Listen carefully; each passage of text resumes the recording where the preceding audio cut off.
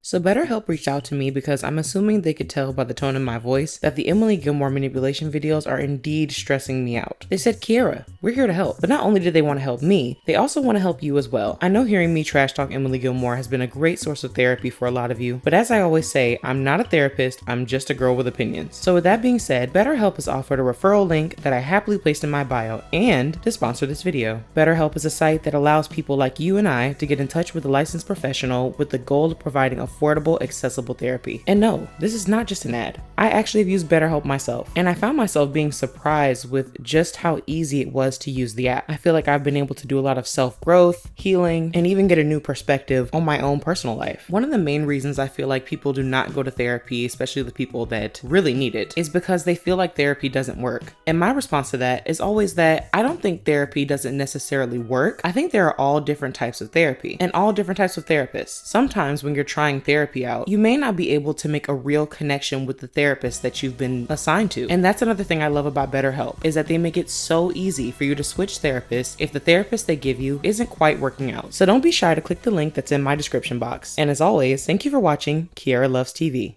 It has been too long. Kiara Loves TV. Yes, I made a theme song so that I can talk about all my favorite shows. Oh yeah. And this is just your disclaimer that this is not me talking about any of the actors themselves, but more so their characters. Please do not attack me in the comments. Everyone is entitled to their own opinion, even those who disagree with me. But let's keep it friendly. All right, let's get started with the show. So with that being said, let's not waste any time. Let's get straight into talking about the manipulation of Emily Gilmore, season 4, starting with episode 10. In the beginning of episode 10, the Gilmores have Friday night dinner and they do as they typically do. There's no mention of Richard and the Pendleton lot situation, and there's no mention of how Emily treated Lorelai at the Yo game. At the next Friday night dinner, Emily is letting the Historical Society use their house as a walking tour. Richard is making it clear he feels uncomfortable with all the people roaming through his home, and Emily downplays it, getting frustrated with Richard because he won't just suck it up and deal with being uncomfortable. Emily mentions Jason brought a date to another event they attended and makes it clear again that she can't stand Jason. In episode 12, Emily calls Lorelai, and Lorelai makes an effort to tell Emily about her and Jason's secret relationship during the next Friday night dinner. But before she can get the words out, Emily is going on and on about how terrible of a person Jason is. She says that he'd be perfect for her, which is such an insult disguised as a joke, and then proceeds to laugh obnoxiously about the thought of Jason and Lorelai dating, which is a not so gentle reminder for why Lorelai wants to keep the relationship secret. Even though Emily doesn't know they're dating, she's already made a mockery of their relationship, so what would be the point in telling her, knowing that she'd probably go even further into detail on why they shouldn't be together? Something to note is that this episode shows how Lorelai sneaking around to date people she actually likes, and not just someone her mother approves of, isn't actually fun for her to do. It shows that it complicates her life and makes things uncomfortable for her, which in my opinion is totally unnecessary, because I think her mom should just respect her judgment.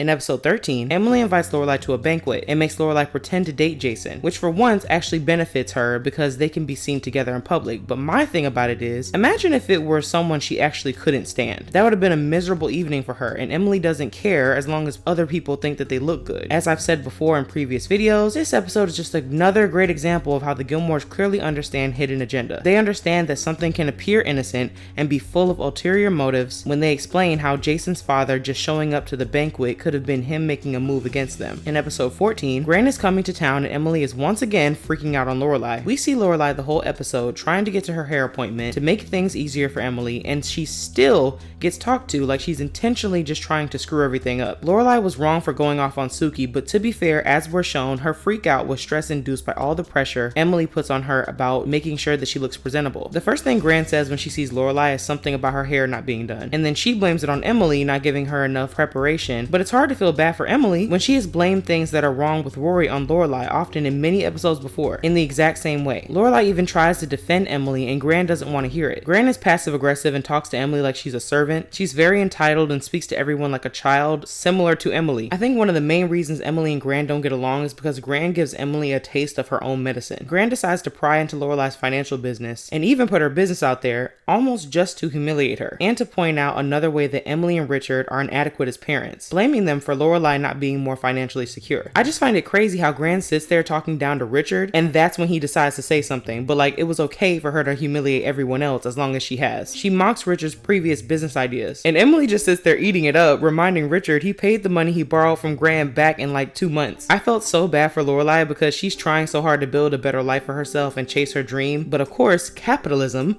comes into play, and because of money problems and the fact that she can't rely on her family just to give her the money out of kindness, she ends up having a meltdown. But it's just another episode where you see that it makes sense why she doesn't reach out to her family for help, because they help each other and then they throw it in each other's faces later. Even though Richard was young and even though he paid the money he borrowed back in a decent amount of time, he's still being reminded of a time where he made a poor financial decision and where he just needed his mother's help, which isn't normal. Rory is also under pressure. This episode is a lot, like, I feel like the central idea of this episode has a lot to do with pressure. It's also about changing. There's a lot of shifting happening, from Lane leaving Yale to Suki sinking more into motherhood, Richard finally seeing his mother for who she is. Episodes like these like really bring it all together and just remind you of why Lorelai is the way that she is. In episode 15, after not getting to spend that much time together, Rory and Lorelai decide to play hooky, and they run into Emily at the mall, who basically forces them to come along with her shopping. This was the episode that actually inspired my thumbnail. Lorelai clearly senses that something is wrong because Emily's energy is very hasty and aggressive. Both Lorelai and Rory are clearly uncomfortable with all the spontaneous buying, and the moment that Lorelai says something, Emily begins to spiral. So let's break down Emily's meltdown. Emily has taken retail therapy to an insane level. She begins getting loud and causing a scene in the mall, yelling out random things that are making her mad regarding Richard, including Jason, Pennell and Lott,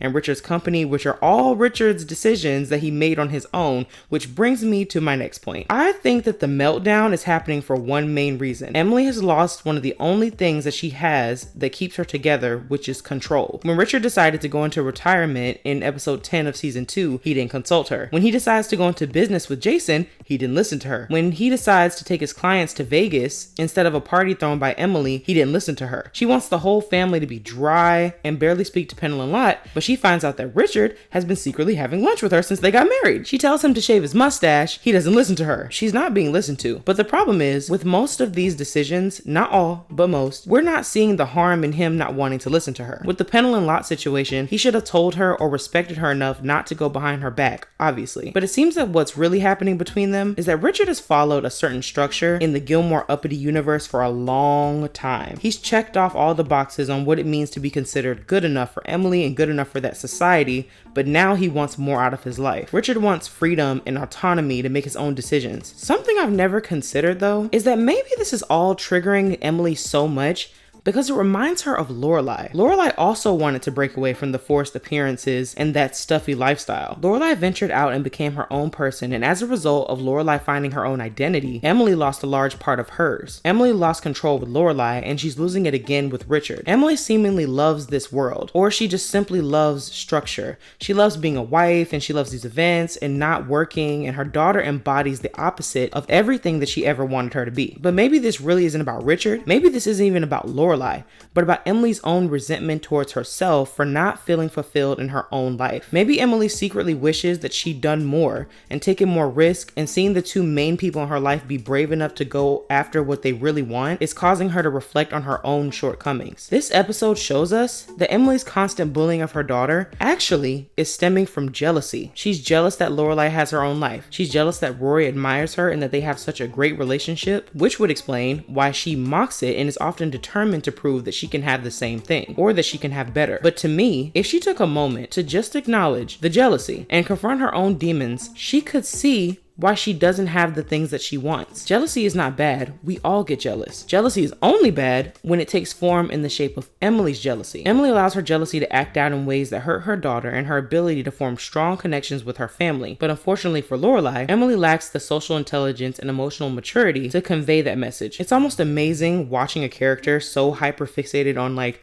social etiquette lack the experience to properly express herself. Emily needs control, and when she doesn't have it, that's when we see the most emotion come out of her. What frustrates me is that even with understanding how complex the situation is, before long we always see how patient Lorelai is with her and how quickly Emily loses her patience with Lorelai. So for those of you that actually care, I guess we could do a little catch up, see what's going on, like with me personally. Last year, I got my first Christmas tree of my own and I decorated it. It was so cute. I'm aiming for a bigger tree next year because I have an unhealthy obsession with massive Christmas trees, and a little pregnancy update. I am just excited to meet my daughter at this point. Pregnancy has been feeling like a million years, and I'm ready to go. I'm less scared and more like just I'm ready for it to be over with. I think social media breaks are great. You know, I never intended to be gone as long as I was, but I think they're great because it allows me to step back and feel refreshed when I return, when I come back to recording for my videos. I used to have so much guilt about doing what was best for me, but being in therapy again, I'm feeling so much more confident in like saying no and taking a rest when I need it. Lately, one of my favorite things that I've heard is when people are like, when someone randomly attacks you or someone is trying to make you feel bad about yourself to such an extreme level, especially in the way that Emily does to Lorelai, you have to take a step back and realize like it's not about you, it's more about them projecting their fears, their insecurities, the things that are wrong with them or the things that they're unsure about to try to hide all that stuff that they're feeling. It's like they need a punching bag, and unfortunately you happen to just be right there. I hope everyone's staying safe. I hope everyone's doing well, and thank you for joining me for another video. It has been a really long time. I hope that it's never that long ever again because I've really missed you guys. Take care of yourselves, and I'll see you guys in the next one.